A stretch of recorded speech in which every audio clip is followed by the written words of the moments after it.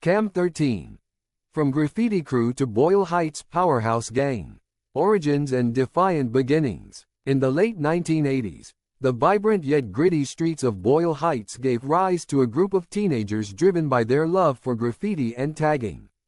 These youths formed a crew they called Krazy Ass Mexicans, or CAM. What started as a simple graffiti crew quickly grew into something much larger and more formidable. Boyle Heights was already home to some well-established gangs, including Vicky's Town VST and Fickett Street 13, both of whom dominated the local scene and saw new crews like CAM as minor nuisances or potential recruits. However, CAM was determined to be neither. They wanted to carve out a legacy of their own. When both Vicky's Town and Fickett Street attempted to pressure CAM into joining them, CAM resisted and fought back. In a series of fierce confrontations, CAM managed to push these dominant gangs out, taking control of Boyle Heights turf as no tagging crew had ever done before. This bold resistance set CAM apart, marking it as a new force in East LA with a reputation built on tenacity and an unyielding defiance. Building territory and sparking rivalries. As CAM's influence grew, they found themselves in constant conflict with numerous rival gangs across East Los Angeles. They clashed with powerful groups like Big Hazard, Gage Maravilla, State Street Locos SSL, Sentinel Boys SBS, Michigan Chicano Force, King Cobras, Florencia 13, Little East Side, East LA 13, Wabash Street, Hicks Street, and Lil Valley. These rivalries weren't simply territorial. They were battles for respect, identity, and survival in a neighborhood known for its intense gang conflicts. One of the most notable rivalries was with the State Street Locos SSL. Initially, SSL pressured CAM and another tagging crew, TSS, to join their ranks. While SSL eventually absorbed TSS, CAM chose to fight back, refusing to bow to the pressure. This long-standing conflict intensified when an African-American member of TSS, rejected by State Street due to racial biases, was welcomed by CAM. This individual became a dedicated CAM member, feared by SSL for his tenacity and fighting skill. He allegedly killed multiple SSL members in retribution, earning CAM respect and solidifying the gang's reputation for loyalty over race. Adopting 13 and aligning with the Mexican Mafia. By the mid-1990s, CAM's dominance and influence had grown to the extent that they adopted the 13 suffix, signifying their allegiance to the Mexican Mafia, also known as La Mea. This alliance marked CAM's entry into the organized crime hierarchy of Los Angeles, bringing them access to drug trafficking networks, resources, and protection. With this affiliation, CAM gained not only security but also a new level of status, further solidifying its position as a major player in East LA.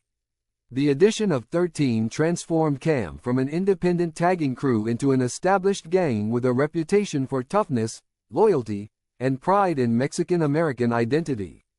The Mexican Mafia's endorsement made CAM one of the most powerful gangs in Boyle Heights, symbolizing their growth from a graffiti crew into a formidable force in LA street culture. For CAM, 13 was more than a number. It was a symbol of pride and loyalty in an unforgiving world. Fatal night at King Taco. Gang affiliation, confrontation, and tragic consequences. On May 15, 2004, just before midnight, a tragic chain of events unfolded at a King Taco restaurant in Los Angeles. Valenzuela, accompanied by his girlfriend Perez, friend Evelyn Hoyos, and two other friends, was waiting to order food when a seemingly simple interaction spiraled into deadly conflict. A security guard called out a license plate, requesting the car be moved. Martyr, stepping out of line to address the request, accidentally bumped into Valenzuela, leading to a tense exchange. Martyr initiated a confrontation with the classic gang challenge, "Where are you from?" Valenzuela asserted his allegiance to the Florence gang, and Martyr countered by identifying with KAM Krazy Ass Mexicans. The situation escalated swiftly. When Valenzuela demanded respect in front of his girlfriend, Martyr insulted Perez, leading Valenzuela to strike him. Martyr warned, "You messed up. then revealed he had a gun, which he drew within moments. Valenzuela and his friends, unarmed and backing away, had no chance to react before Martir fired. In the tragic aftermath, Valenzuela suffered multiple gunshot wounds and collapsed, dying on the restaurant floor. Perez was struck in the ankle, which required hospitalization and months of recovery on crutches. As Andiano, the security guard, approached the scene, Martir shot him in the chest at close range. Critically injured, Andiano required intensive care but survived. At trial, Martir testified in his own defense, claiming that he acted out of fear for his life. He stated that Valenzuela's initial challenge and aggressive motion toward his waistband led him to believe Valenzuela was armed. The restaurant's bartender, Jordan Cantillano, corroborated some parts of Martir's testimony, describing Martir as appearing defensive and suggesting Andiano's shooting might have been accidental. However, surveillance footage contradicted parts of Cantillano's account, casting doubt on Martir's claims. The court faced the complex task of interpreting Martir's actions, particularly his intent when he shot Andiano. The judge ruled that the use of a lethal weapon at close range demonstrated intent to kill, affirming an attempted murder charge for Andiano's shooting. The jury, despite Martir's self-defense argument and claims of emotional provocation, concluded that the evidence showed Martir as the aggressor. Martir was convicted of manslaughter and sentenced to 34 years to life, an outcome that highlighted the deep-seated tensions and violent risks of gang conflicts. This tragic incident underscores the heavy toll of gang rivalry and the far-reaching consequences of split-second decisions in high-stakes environments. It stands as a reminder of how quickly lives can be altered and lost when violence becomes the answer to conflict. The brutal crimes of Munoz, from gang violence to escaping custody. In this chilling story, we dive into the violent world of gang rivalries and brutal crimes committed by defendant Munoz, a member of the notorious Sentinel Boys gang. From a vicious attack on an innocent man to the cold-blooded murder of Richard Rivera, Munoz's actions reflect the terrifying lengths some will go to establish their dominance and reputation within their gang. 1. The assault on Carl. On the afternoon of July 16, 2004, Carl stood with two friends near the intersection of Wabash Avenue and Alma Avenue in East Los Angeles. Carl, a member of the Dog Pound tagging crew, was familiar with the area and the people around him. When defendant Munoz, a member of the rival Nasty Habits tagging crew, pulled up with another individual, the tension between them was palpable. Without warning, Munoz and his companion got out of the car, and Munoz, holding a wooden baseball bat, began chasing Carl. Carl tried to flee, but was caught, punched, and brutally hit in the back of the head with the bat. The assault continued as Carl was kicked and struck again with the bat before Munoz and his accomplice ran off. Carl and his friends had done nothing to provoke the attack. A bystander, who witnessed the incident, testified that Munoz was smiling as he swung the bat, further highlighting the senselessness of the violence.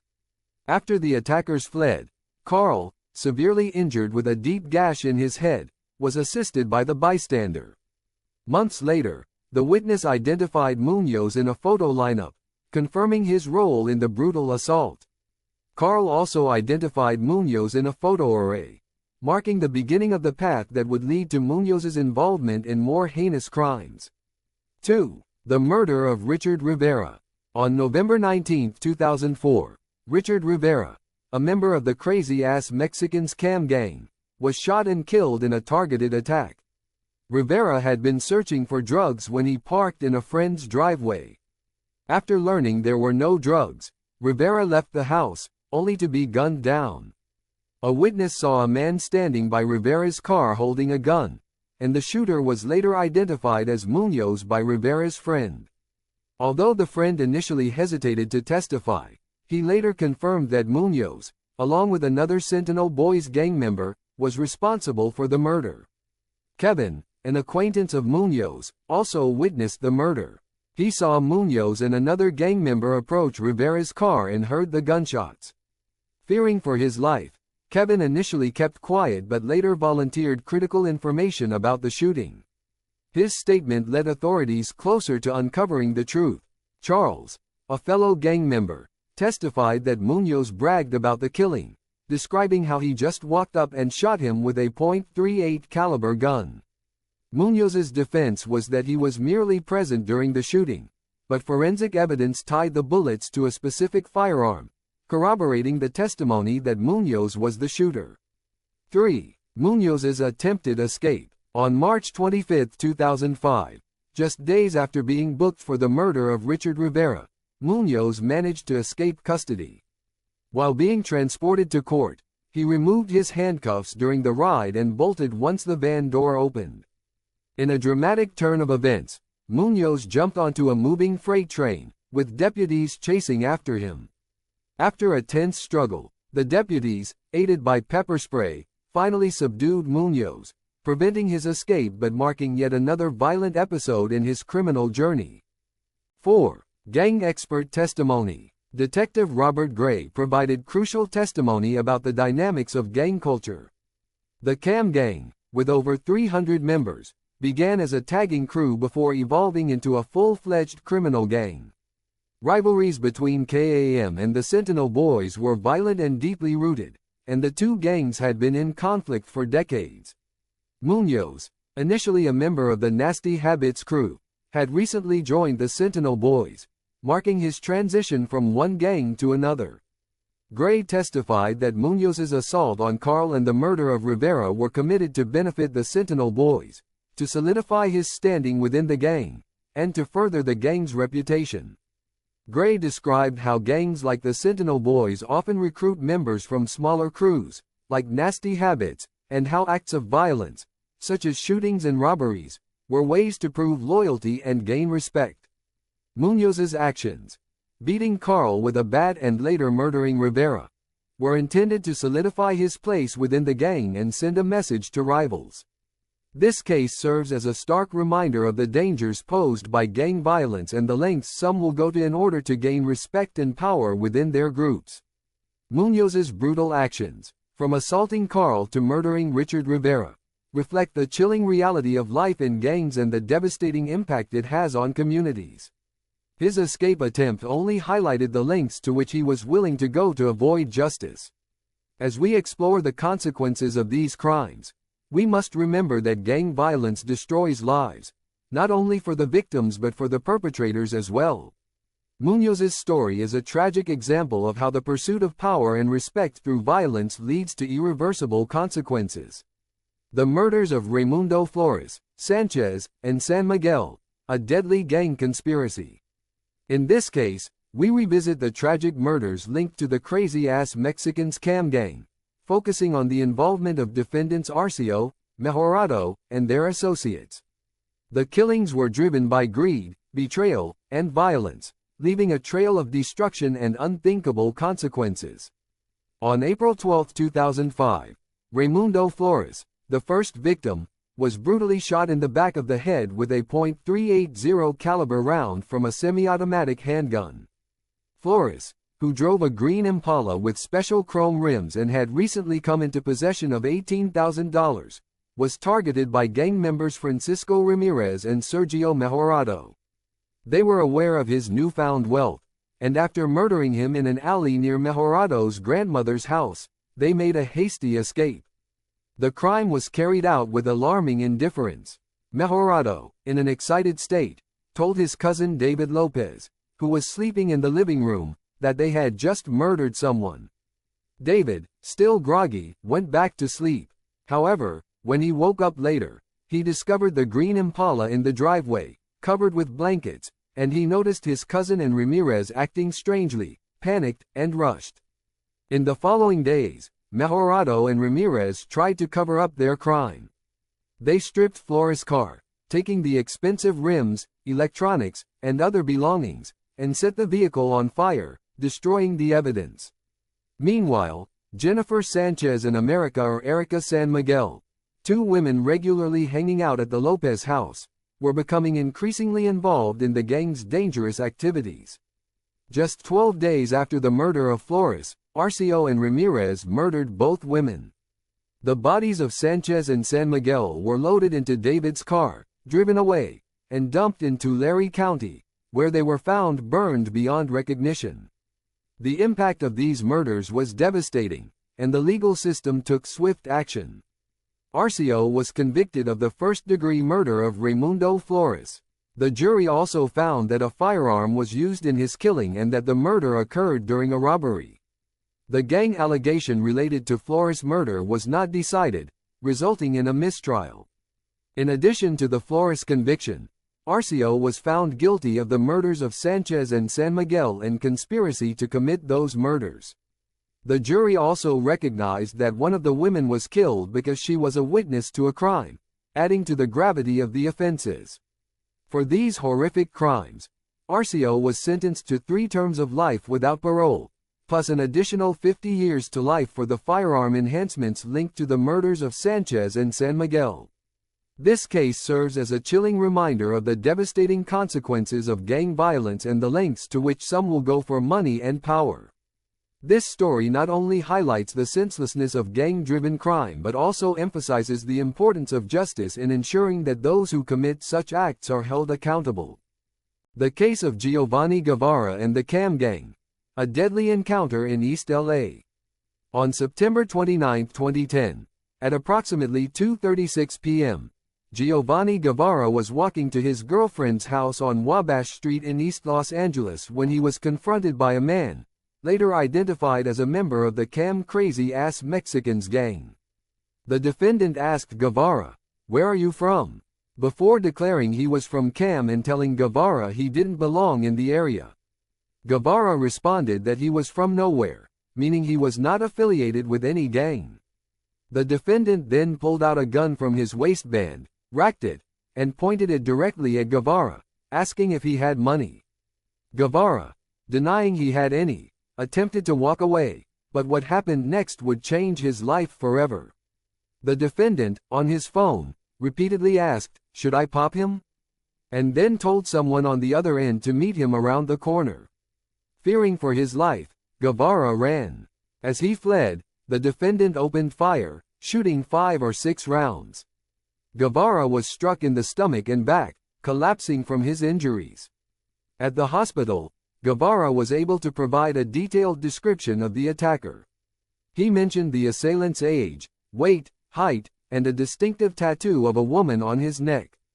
After reviewing a lineup, Guevara identified the defendant as the shooter.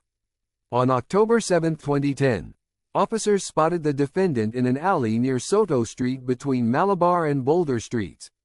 One of his companions was identified as the girlfriend of a known Cam member. As the defendant noticed the officers, he reached for his waistband, prompting them to pursue. They followed him to Boulder Street, where the defendant crouched behind a van and discarded a loaded .380 caliber gun with 16 rounds in it. Nearby, a trash can bore Cam-related graffiti. Further investigation revealed text messages from the defendant's phone on the day of the shooting. These messages linked him to Cam gang activity and indicated he was armed with a .380 caliber gun. One text sent at 2:33 p.m. read, "I'm posted at the store on Wabash and Stone," showing he was keeping watch over the neighborhood. At 3:26 p.m., a text read, "We left the hood 'cause I got into it just now in Wabash," confirming a confrontation had occurred just before the shooting. Other texts listed Cam gang members, including the defendant's own brother. Charged with 4 counts: attempted first-degree murder, possession of a firearm by a felon, attempted second-degree robbery, and disobeying a court order, a 2003 Cam gang injunction. The defendant's case moved forward. Gang enhancement allegations were attached to the first 2 counts. Despite a mistrial in the initial trial, a second jury convicted the defendant as charged, affirming the allegations. The defendant was sentenced to 40 years to life in prison, with an additional 3 years and 8 months. This sentence included 15 years to life for attempted murder, 25 years to life for the firearm enhancement, and other consecutive and concurrent terms for firearm-related charges. His gang affiliation and violent actions were clear, and the court ensured justice was served. This case highlights the dangerous consequences of gang involvement and serves as a reminder of the severe impact that gang violence has on communities. It also reinforces the importance of law enforcement's efforts to remove dangerous individuals from society for the safety of all. Power struggles and the conflict with Big Hazard. Cam's territory also bordered that of Big Hazard, another powerful East LA gang notorious for firebombing African American families in their neighborhood. The two gangs clashed frequently, each unleashing retaliatory attacks on the other. In this ongoing power struggle, Cam's younger members were often sent on missions against Big Hazard, intensifying the cycle of violence and fear in Boyle Heights. Tag banging culture and legacy. Cam's history embodies the rise of tag banging, a fusion of graffiti and gang activity. Unlike most tagging crews that eventually faded or were absorbed by larger gangs, Cam maintained its graffiti roots. Their distinctive tags on Boyle Heights walls and alleys became more than acts of vandalism. They symbolized survival, territory, and identity. Johnny Torres, a local gang intervention worker, remarked on Cam's strategic intelligence, saying, "Imagine the minds of these young KAM people. They had the strategy of a 4-star general."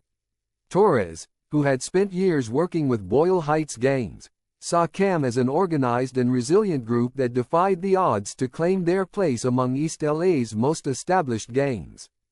Cam's legacy and reflection on community. Today, Cam remains a significant presence in Boyle Heights. For local residents, former gang members, and law enforcement alike, Cam represents more than just a gang. They embody resilience, identity, and the challenges facing East LA's youth. Cam's journey from graffiti crew to feared gang serves as both a cautionary tale and a testament to the resourcefulness of youth in challenging environments. Their rise, marked by fierce rivalries with gangs like State Street Locos, Vicky's Town, Big Hazard, and Gage Maravilla, reflects the intense competition for survival, respect, and identity in East LA. Through a history of violence, loyalty, and defiance, Cam has left an indelible mark on Boyle Heights, a reminder of both the cost of gang warfare and the enduring spirit of East Los Angeles.